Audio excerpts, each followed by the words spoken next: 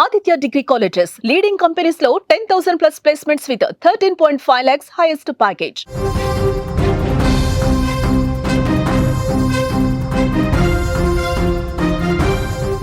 Breaking news చూస్తున్నాం. శ్రీకాళహస్తికి చేరుకున్న రాయుడి మృతదేహం చెన్నైలో పోస్ట్ మార్టం పూర్తి. బొక్కసంపాలెం గ్రామానికి మృతదేహం తరలింపు. రాయుడి మృతదేహాన్ని చూసి రోదిస్తున్న సోదరి. నన్ను ఒంటరిగా వదిలి వెళ్ళావా అంటూ రోదన. రాయుడి మృతితో గ్రామంలో విషాద ఛాయలు. వినూత దంపతుల వద్ద మా అన్న నమ్మకంగా పనిచేశాడంటున్న సోదరి. మా అన్నని చంపిన వారిని వదిలిపెట్టేదే లేదు అంటున్న రాయుడి సోదరి.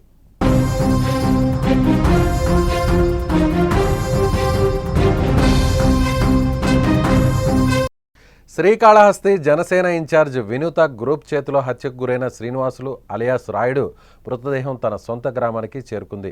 చెన్నైలో పోస్టుమార్టం పూర్తయిన తర్వాత మృతదేహాన్ని బొక్కసంపాలెం గ్రామానికి తరలించారు. ఇక శ్రీనివాస్ మృతదేహం గ్రామానికి రాగానే శ్రీనివాస్ సోదరి కన్నీరు మున్నీరవుగా తలపించింది.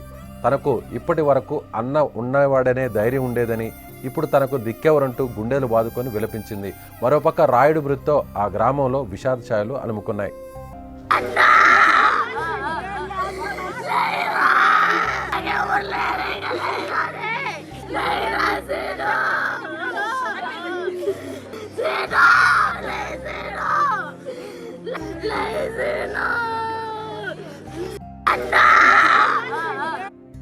తిరుపతి జిల్లా శ్రీకాళహస్తి నియోజకవర్గానికి చెందిన జనసేన పార్టీ కార్యకర్త హత్యకు గురికావడం కలకలం రేపింది.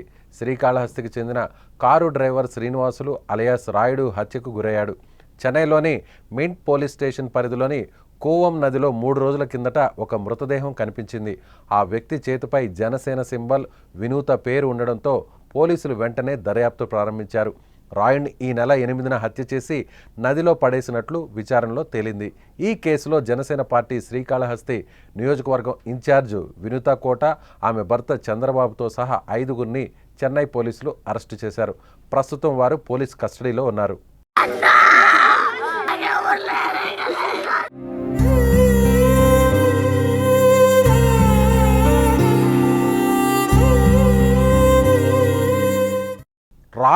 రాయుడు మృతదేహం వద్ద తన సోదరి విలపిస్తున్నటువంటి దృశ్యాలు ఇప్పుడు అందరినీ కూడా కలిచివేస్తున్నాయి. రాయుడికి ఎవరు కూడా లేరు. తల్లిదండ్రులు చిన్నప్పుడే చనిపోయారు. తన బామ్మ అలాగే సోదరి ఇద్దరు మాత్రమే ఉన్నారు. ఇటీవల వినూత దగ్గర నుంచి ఉద్యోగం నుంచి బయటకు వచ్చేసిన తర్వాత వీరిద్దరి వద్దనే ఉంటున్నాడు రాయుడు. అయితే ఇక తన అన్న వినూత దగ్గర చాలా ఏళ్ళ నుంచి పనిచేస్తున్నాడని, వారికి నమ్మిన బంటులా పనిచేసేవాడని, కానీ చివరకు వాళ్లే చంపేశారంటూ కన్నీరు పెట్టుకుంది రాయుడు సోదరి. తాము జనసేన పార్టీని నమ్ముకొని ఉన్నామని, పార్టీ తరపు నుంచి న్యాయం చేయాలంటూ పోరాటం చేస్తామని కూడా ఆమె చెబుతోంది. ఇక తను అన్నను చంపిన వినూత దంపతులతో పాటు మిగతా వారిని కూడా వదిలిపెట్టే ప్రసక్తే లేదని, కఠినంగా శిక్షించాలని రాయుడు చెల్లి డిమాండ్ చేస్తోంది.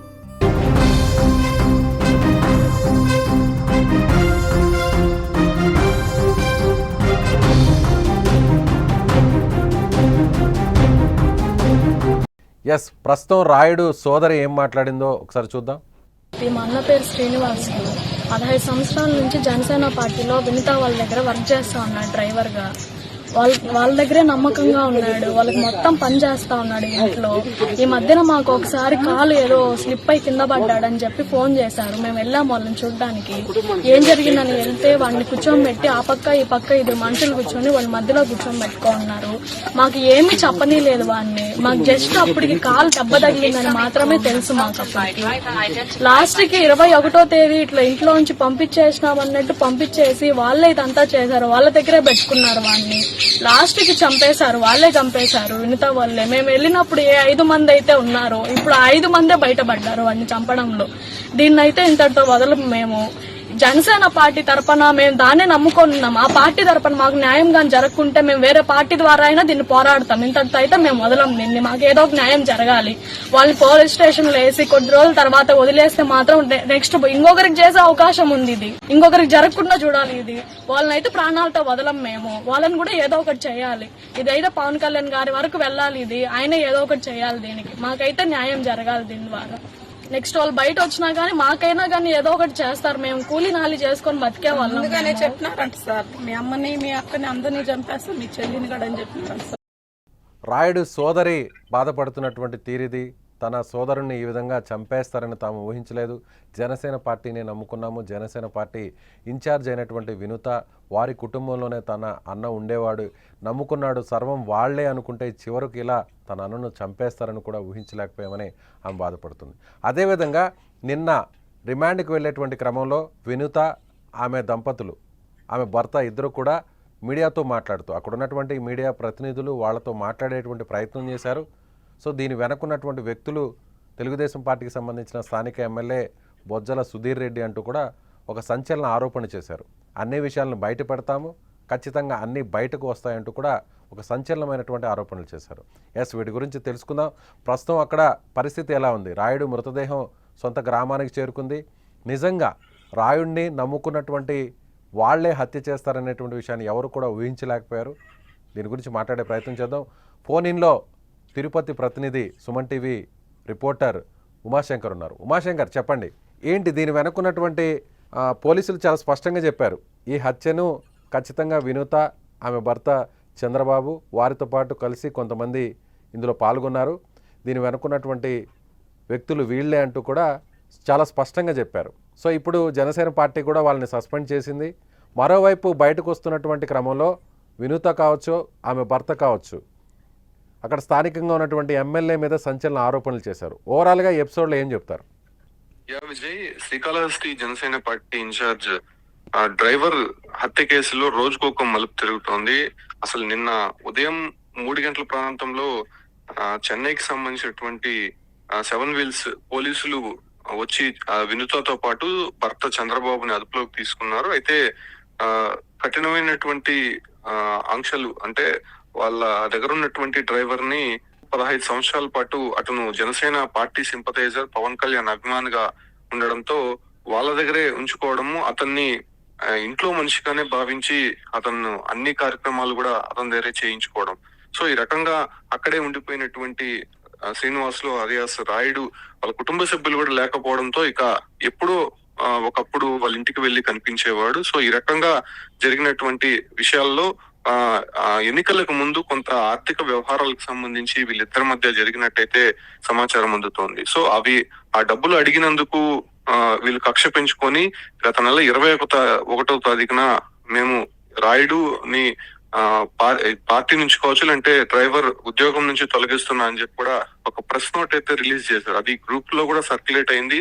అంటే వినుతతో పాటు చంద్రబాబు వీళ్ళిద్దరే దాన్ని వ్యక్తిగతంగానే సెండ్ చేశారు. ఇక పార్టీకి సంబంధించినటువంటి కార్యకర్తలు ఎవరికి కూడా విషయం తెలియనటువంటి పరిస్థితి. సో ఇవన్నీ కూడా మూసిపెట్టి ఫైనల్ గా వాళ్ళు ఒక ప్రెస్ నోట్ రిలీజ్ చేసిన దాంతో తమ వ్యక్తిగత సంబంధించినటువంటి సమాచారంతో పాటు మా ప్రత్యర్థులైనటువంటి కొంతమంది దగ్గరికి మా సమాచారాన్ని అందజేస్తున్నాడు, వాళ్ళ దగ్గర డబ్బులు తీసుకొని మా ఒక విషయాలని వాళ్ళకి తెలియజేస్తున్నాడు అనేటువంటి ఒక మెసేజ్ ని అయితే వాళ్ళు ఫార్వర్డ్ చేశారు. సో ఇవన్నీ కూడా ఇంటర్నల్ గా జరిగినటువంటి వ్యవహారాలు. అయితే ఈ నెల 8వ తారీఖున ఒక గోదాం, అంటే ఏర్పేట దగ్గర ఉన్నటువంటి ఒక ప్రాంతంలో అతన్ని తీసుకుని వెళ్లి చిత్రహింసలకు గురి చేసినట్టు పోలీసులు ప్రాథమికంగా అయితే కొద్దిగా అంచనాకు వచ్చారు. ఆ తర్వాత వినుతకు సంబంధించినటువంటి BMW కార్ లో అతని మృతదేహాన్ని తీసుకుని వెళ్లారు. తిరువల్లూరు ప్రాంతంలో అక్కడ ఎవరికైనా AP నంబర్ తో ఉండేటువంటి కారు కాబట్టి ఎవరికైనా అనుమానం వస్తుంది కాబట్టి శివ అనేటువంటి, అంటే ఇదే కేసులోనే నిందితుడిగా ఉన్నటువంటి శివ అనేటువంటి మరో మహేంద్ర కార్ లో ఆ బాడీని తరలించి దాన్ని మింటు ప్రాంతంలో ఉన్నటువంటి కువం నదిలో, అది మురికి కాలువ, ఆ ప్రాంతంలో పడివేసినటువంటి పరిస్థితి. అంటే ఎక్కడ కూడా ఆధారాలు దొరకకుండా పక్క రాష్ట్రంలో ఈ ఒక్క మృతదేహాన్ని పడవేస్తే ఎవరికి కూడా ఐడెంటిఫై కాదు. ఎందుకంటే వాళ్ళ కుటుంబ సభ్యులు కూడా ఎవరు అంతగా లేరు కాబట్టి ఎవరు కూడా ప్రశ్నించేటువంటి అవకాశం లేదు. అందులోనూ గత నెలలోనే విధుల నుంచి తొలగించాం కాబట్టి అతని గురించి మనమల్ని అడిగేటువంటి అవకాశం లేదనేటువంటి ఒక ఆలోచనతో వీళ్ళు ఈ ప్రయత్నం అయితే చేసినట్టుగా తెలుస్తుంది. దీంతో పోలీసులు ఆ ఒక అన్ఐడెంటిఫైడ్ భారీగా మొదటగా గుర్తించారు. తర్వాత ఉమాశంకర్ అయితే ఓకే, ఇదంతా కూడా పోలీసులు ఖచ్చితంగా వీళ్లే చేశారని ఆధారాలతో సహా రుజువైందని కూడా చెప్తున్నారు. అరెస్ట్ చేశారు, రిమాండ్ కూడా పంపారు. కానీ ఇక్కడ వీళ్ళు వినుత, ఆమె భర్త ఇద్దరు కూడా రిమాండ్కి వెళ్లే క్రమంలో ఒక సంచలనమైనటువంటి ఆరోపణలు చేసింది. స్థానిక ఎమ్మెల్యేకి ఇందుకు సంబంధం ఉంది, సో అన్ని విషయాలను బయట పెడతాం, దీని వెనక ఎమ్మెల్యే ఉన్నారంటూ కూడా ఒక ఆరోపణ చేశారు. దాని గురించి ఏమంటారు? అంటే ఎన్నికల ముందు నుంచి కూడా తనకే సీట్ కేటాయించాలని చెప్పి కూడా ఇటు వినుత కావచ్చు, ఆమె భర్త ఏకపక్షంగా అటు సుధీర్ రెడ్డి పైన కావచ్చు, లేకపోతే అటు టీడీపీ అధిష్టానం, జనసేన అధిష్టానం కూడా ఒక అల్టిమేటం జారీ చేసినటువంటి పరిస్థితి. ఎందుకంటే ఎప్పటి నుంచో మేమిద్దరం కష్టపడుతున్నాం, మేము ఎన్ఆర్ఐస్ గా ఉండి కూడా పార్టీలో కీలకంగా వ్యవహరిస్తున్నాం, కాళహస్తిలో అనేక కేసులు కూడా మేము ఫేస్ చేశాం. సో ఈ కారణంగా 2019లో మాకు సీట్ ఇచ్చినప్పటికీ మేము ఓడిపోయాము, ఖచ్చితంగా ఈసారి కూడా తమకే సీట్ కేటాయించాలని చెప్పి కూడా ఆమె బహిరంగంగానే ఆందోళనలు చేసినటువంటి పరిస్థితులు ఉన్నాయి. సో ఈ కారణంగా పక్కన ఉండేటువంటి కేడర్ కూడా వీళ్ళ వ్యవహారానికి సంబంధించినటువంటి పూర్తిగా కూడా దూరంగా ఉంటున్నటువంటి పరిస్థితి. అప్పటి నుంచి కూడా సుధీర్ రెడ్డి పైన అదే రకంగానే అటు బీజేపీ, టీడీపీ నేతల పైన కూడా వీళ్ళు వ్యతిరేకంగా ఉన్నట్టయితే తెలుస్తుంది. పార్టీ గెలిచినప్పటి నుంచి కూడా అసలు ఆ కార్యక్రమాల్లో దేంతో కూడా వీళ్ళు చురుగ్గా పాల్గొనకపోవడము, కేవలం వాళ్ళ సొంతంగా ఉన్నటువంటి కొంతమంది కోటరీని ఉంచుకొని వీళ్ళపైన వ్యతిరేకంగా పోస్టులు పెట్టడము, వ్యతిరేకంగా కొన్ని కార్యక్రమాలు చేయడమే పరిపాటిగా మారిపోయింది. ఈ క్రమంలోనే ఇది జరిగినటువంటి వ్యవహారానికి సంబంధించి ఇది కంప్లీట్ గా ఇంటర్నల్ లో జరిగినటువంటి వ్యవహారం. అంటే వాళ్ళు వ్యక్తిగతంగా చేసినటువంటి మర్డర్ కాబట్టి దాన్ని కొంత పొలిటికల్ టర్న్ తీసుకునే విధంగా కూడా నిన్న ఆమెని కోర్టుకు తీసుకెళ్తున్నటువంటి సమయంలోనే ఎగ్మోర్ కోర్టు వద్ద ఇటువంటి కామెంట్స్ అయితే చేశారు. తమని కావాలనే ఇరికించారు, దీని వెనక శ్రీకాళహస్తి ఎమ్మెల్యే సుధీర్ రెడ్డి ఉన్నారు, ఖచ్చితంగా మేము బయట వచ్చిన తర్వాత మేమేంటో చూపిస్తామని చెప్పి కూడా వాళ్ళు ఒక ఛాలెంజ్ అయితే విసిరినటువంటి పరిస్థితి. సో ఇవన్నీ కూడా రోజుకు ఒక టర్న్ తీసుకున్నటువంటి సందర్భంగా ప్రస్తుతం పోస్ట్ మార్టం పూర్తి చేసుకొని బొక్కసంపాల్యంకు రాయుడు మృతదేహాన్ని అయితే తీసుకొని వచ్చారు. తీసుకొచ్చిన తర్వాత అటు ఏదైతే టీడీపీ నేతలతో పాటు వైసీపీకి సంబంధించినటువంటి నేతలంతా కూడా అక్కడికి చేరుకుంటున్నటువంటి పరిస్థితి. అయితే ఆ బొక్కసంపాల్యంలో రాయుడు సోదరి ఎవరైతే ఉన్నారో ఆమె అయితే మాత్రం తీవ్ర ఆవేదన వ్యక్తం చేస్తుంది. తమ తమ్ముడు ఎప్పటి నుంచో కూడా వాళ్ళ దగ్గరే విధులు నిర్వహిస్తున్నారు, ఖచ్చితంగా వాళ్ళే చంపున్నారు, జనసేన పార్టీకి సంబంధించినటువంటి పవన్ కళ్యాణ్ తమని ఆదుకోవాలని చెప్పి కూడా ఆమె డిమాండ్ వినిపిస్తుంది. Right Umashankar, thank you.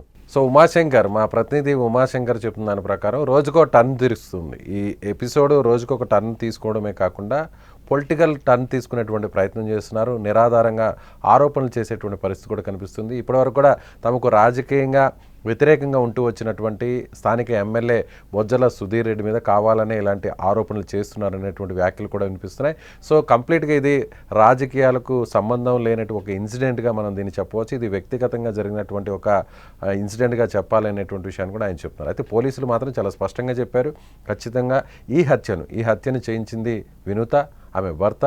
So ముఖ్యంగా వీళ్ళ మధ్య ఆర్థిక లావాదేవీలు జరిగాయి. అలాగే ఎవరైతే శ్రీను అలియాస్ రాయుడుకు సంబంధించినటువంటి కొంత భూమిని కూడా ఎన్నికలకు ముందు అమ్మారు, ఆ భూమిని అమ్మడం ద్వారా వచ్చినటువంటి అమౌంట్ను కూడా రాయుడు వినుత కుటుంబానికి, దంపతులకు ఇచ్చారు. సో ఆ డబ్బును అడగడం వల్ల, అలాగే వీళ్ళకు సంబంధించినటువంటి వ్యక్తిగత సమాచారాన్ని ప్రత్యర్థులకు చేరవేస్తున్నాడు అనేటువంటి ఉద్దేశంతోనే విధుల నుంచి తొలగించారు. ఆ తర్వాత కొన్ని రోజుల్లోనే ఇతను హత్యకు గురయ్యాడు. ఆ హత్య కూడా వీరే చేశారు అనేటువంటి ఆధారాలతో పోలీసులు అరెస్ట్ చేసి ప్రస్తుతం రిమాండ్కి పంపారు. ప్రస్తుతం అతను డెడ్ బాడీ గ్రామానికి చేరుకుంది, తన సోదరి అక్కడ విలిపిస్తోంది. ఖచ్చితంగా విచారించాలి, పవన్ కళ్యాణ్ కూడా దీంట్లో చొరవ చూపాలి, ఖచ్చితంగా వీరిద్దరిని వదిలిపెట్టకూడదు, ఖచ్చితంగా శిక్షించాలంటూ కూడా వాళ్ళు డిమాండ్ చేస్తున్నారు.